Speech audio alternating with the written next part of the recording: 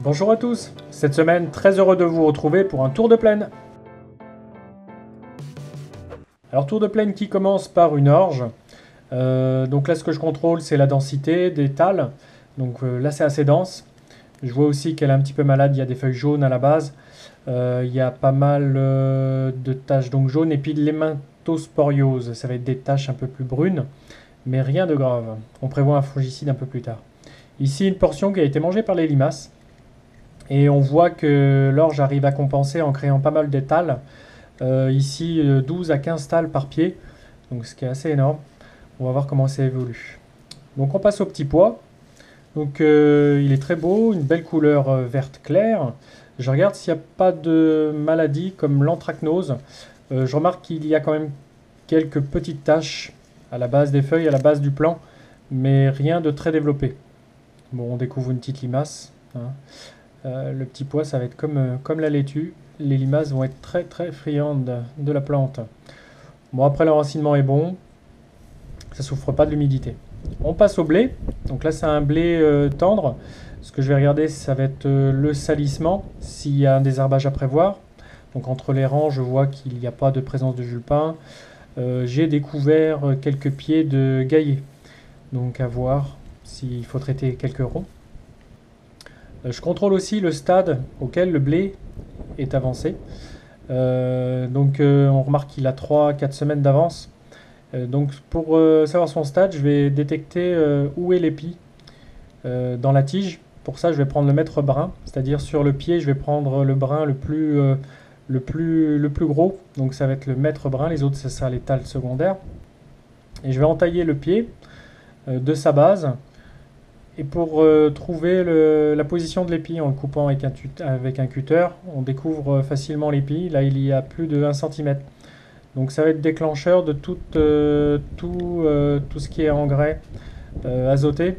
Donc là, avec ce stade-là, c'est la pleine croissance du blé. Donc il a besoin d'azote très rapidement. On passe à la luzerne. Donc là, on voit qu'elle est morte, hein, il ne reste plus que les tiges.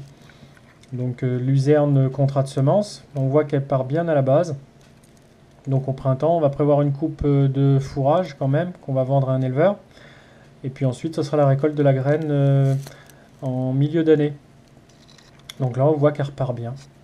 On découvre aussi les galeries de mulots. Cependant, donc, elles ne sont plus trop empruntées, donc on voit que le mulot a dégagé. Donc il n'a plus grand chose à manger. Je vous ai fait une vidéo d'ailleurs à ce sujet-là, que vous pouvez avoir dans les suggestions. On passe au colza, des petits colzas cette année. Bon, ça dépend les parcelles ici, donc ils sont petits. On voit qu'ils sont brûlés par le précédent apport d'azote que je vous ai fait voir il y a quelques semaines. Ce qu'on voit aussi, c'est que les hampes florales, donc les bourgeons sont déjà présents alors que le colza est petit.